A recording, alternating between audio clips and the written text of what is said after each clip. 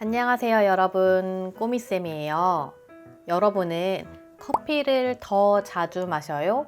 아니면 차를 더 자주 마셔요? 어떤 걸 더 자주 마시는 편이에요? 저는 차보다 커피를 자주 마시는 편이에요. 오늘은 있는 편이다를 사용해서 문장을 어떻게 만드는지 배워볼게요.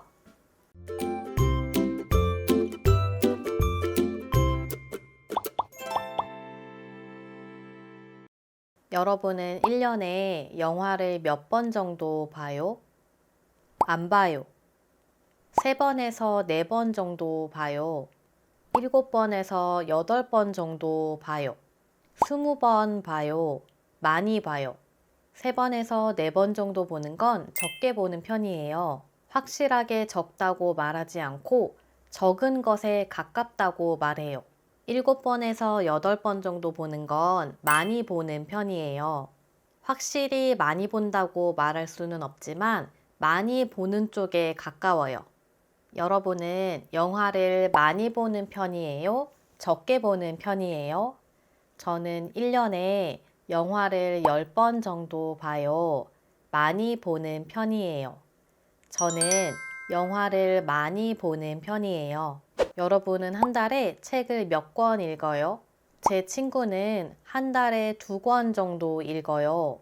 많이 읽는 것에 가까워요. 제 친구는 책을 많이 읽는 편이에요. 제 친구는 책을 많이 읽는 편이에요. 여러분, 사람마다 성격이 달라요. 여러분은 어떤 쪽에 가까워요? 어떤 사람은 일을 하기 전에 계획을 먼저 세워요. 계획적이에요. 어떤 사람은 계획을 세우기보다는 그때그때 상황에 따라 하고 싶은 일을 해요. 즉흥적이에요. 여행을 가요.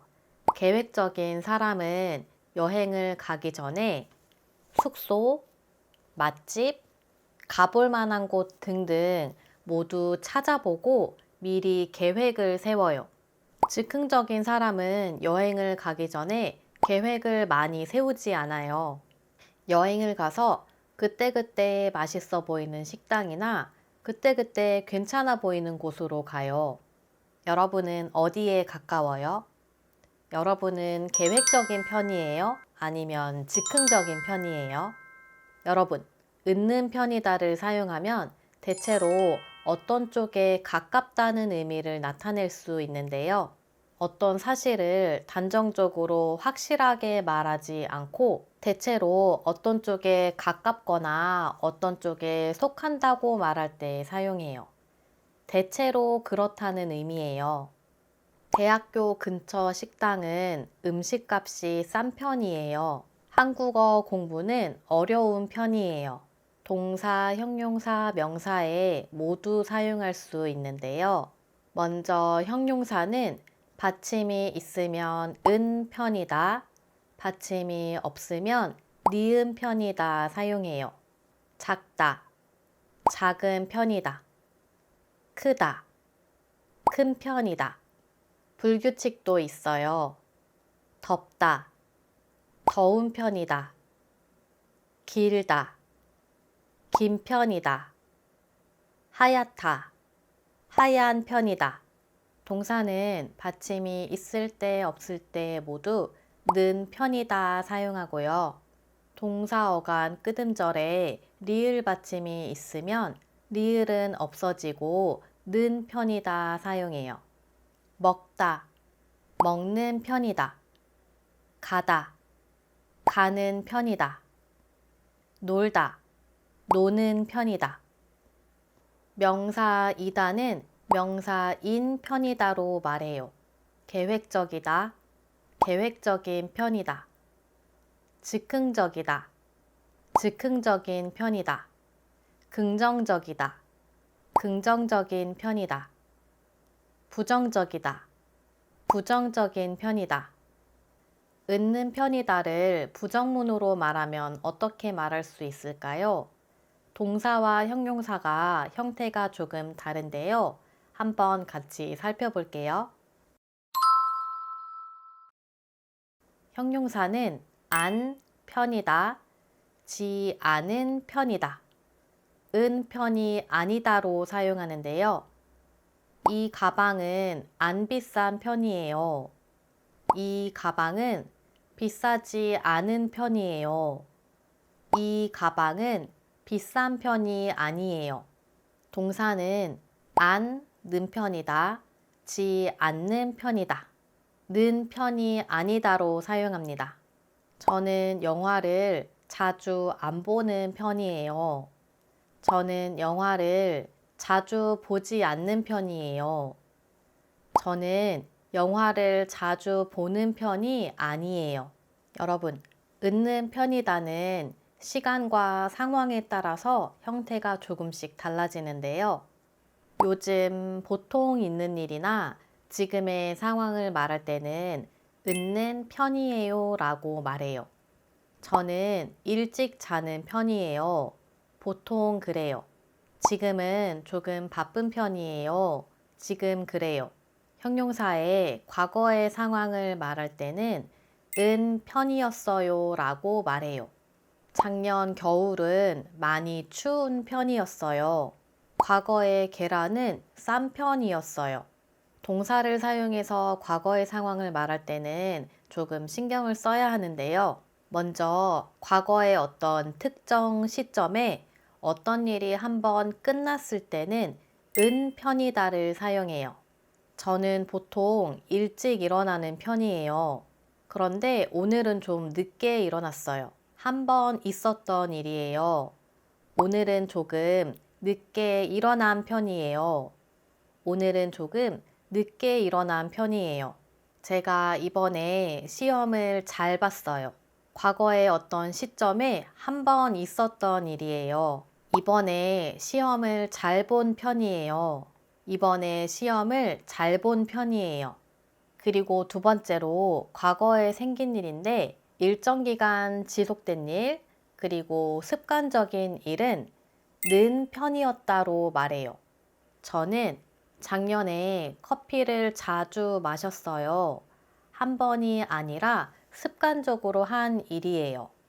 작년에 커피를 자주 마시는 편이었어요. 작년에 커피를 자주 마시는 편이었어요.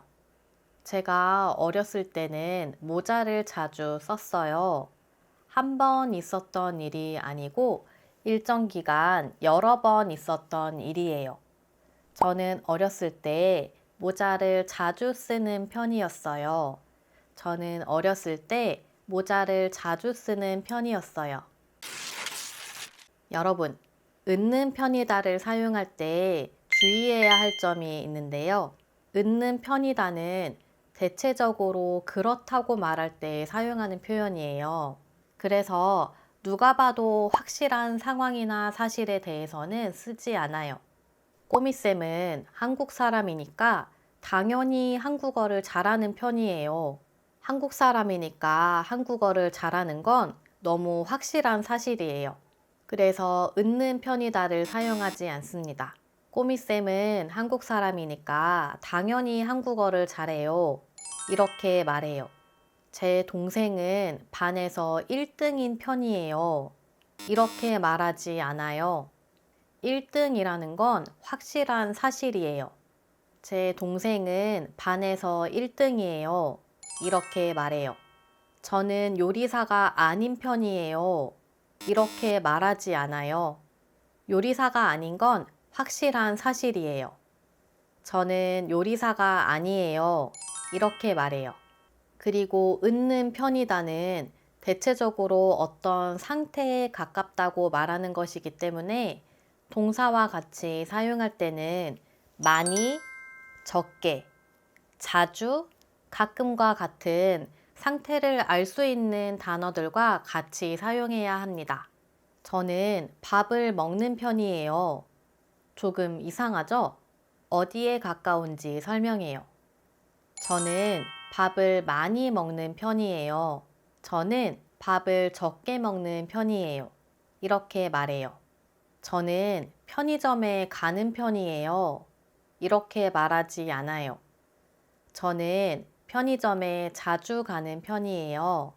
저는 편의점에 가끔 가는 편이에요. 이렇게 말해요.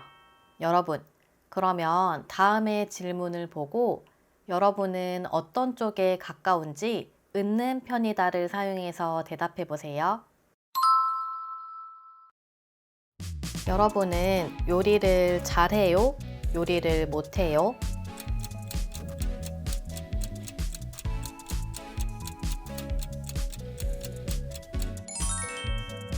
저는 요리를 잘하는 편이에요. 저는 요리를 못하는 편이에요. 여러분은 추위를 많이 타요? 아니면 더위를 많이 타요?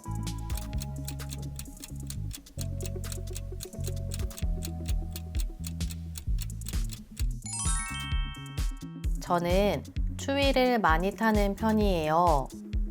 저는 더위를 많이 타는 편이에요. 여러분은 머리가 길어요? 머리가 짧아요?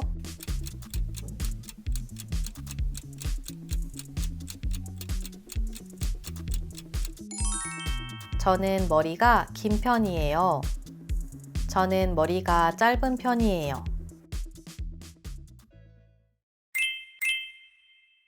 잘했어요, 여러분. 오늘은 있는 편이다를 사용해서 대체로 그렇다는 의미의 문장을 만들어 봤는데요.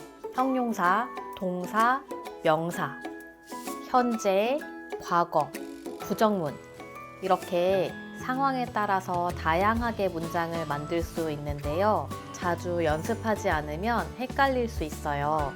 그러니까 다양한 문장을 많이 만들어 보세요. 여러분은 요즘 어디에서 시간을 많이 보내는 편이에요?